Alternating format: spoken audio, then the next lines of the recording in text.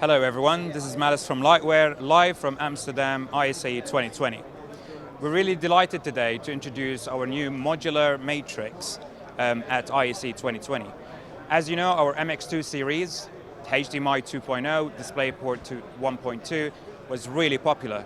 And today, we're announcing the new member of the family. We're showing today our 24x24 modular matrices.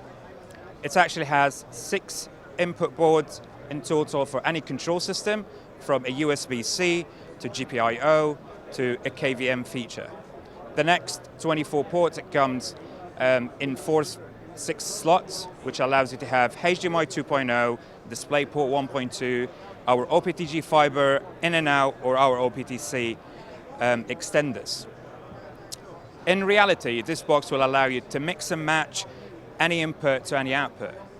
This is a very unique feature that we are proud to announce this year.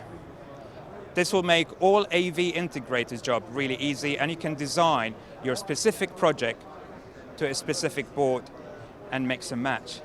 Thank you very much for watching. If you would like to know more, please visit our website, lightware.com. Thank you.